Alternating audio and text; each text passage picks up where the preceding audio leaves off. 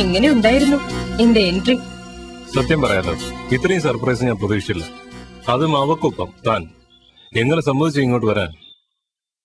ഇന്നലെ റോണിയുടെ ആളുകൾ അവിടെ എത്തി അങ്ങനെ ഒരു അറ്റംപ്റ്റിന് ശ്രമിച്ചപ്പോ ആളൊന്ന് വിരണ്ടു. രാത്രി തന്നെ എങ്ങോട്ടെങ്കിലും പോയാലോ എന്നായിരുന്നു ആദ്യം ചിന്തിച്ചത്. നരേന്ദ്രൻ കൂടി പോലീസ് കസ്റ്റഡിയിലായതോടെ പിന്നിനെ സഹായിക്കാൻ ആരുമില്ലല്ലോ. എല്ലാ പ്രശ്നങ്ങളെയും മുഖത്തോട് മുഖം നിന്ന് നേരിടാൻ ഞാൻ ആ ധൈര്യം കൊടുത്തെ. ഇപ്പൊ എനിക്ക് താരയുടെ സംരക്ഷകയുടെ റോളാ. അതേതായാലും നന്നായി. ഇനി കാര്യങ്ങൾ കൂടുതൽ എളുപ്പമാവും.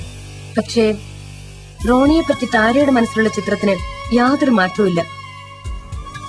അന്നത്തെ ആ സംഭവം വെറുപ്പ് കൂട്ടിയിട്ടേ ഉള്ളൂ. എങ്ങനെയുണ്ട് തലയിലെ ഇഞ്ചുറി? സാരമില്ല.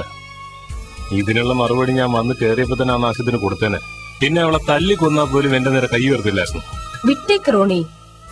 എടുത്തുചാട്ടങ്ങളും അബദ്ധങ്ങളും ഇനി ആവർത്തിക്കാതിരിക്കാൻ വേണ്ടി ഈ മുറിവൊരു ഓർമ്മയായി സൂക്ഷിച്ചാ മതി. ഇനി ബലപരീക്ഷണങ്ങൾ വേണ്ട. ബുദ്ധിപൂർവം നിന്ന് വശത്താക്കണം. റോണി ഒരു ശത്രുവല്ല എന്ന് തോന്നല താരയ്ക്ക് ആദ്യം ഉണ്ടാവേണ്ടത്. എനിക്ക് ഇങ്ങനെയൊക്കെ പെരുമാറാനേ അറിയാവൂ. മുന്നിൽ ചെന്ന് അവളെ കാല് പിടിക്കാനൊന്നും എനിക്ക് വയ്യ. അങ്ങനെ ചെയ്യേണ്ടി വന്നാൽ അതിനും മടിക്കരുത്. ആവശ്യം നമ്മുടേതാ. അത് മാത്രം ചിന്തിച്ചാ മതി. ഇപ്പോ ഞാനിനി ഇവിടെ നിന്ന് താര കാണണ്ട, പോവുക. എല്ലാം പൂർത്തിയാവുന്നതുവരെ ഒരു കാരണവശാലും നമ്മൾ തമ്മിലുള്ള റിലേഷൻ താര അറിയരുത്. ചെറിയൊരു സംശയത്തിന് പോലും ഇടം കൊടുക്കണ്ട. ഡാഡിയോടും പറഞ്ഞേക്ക്.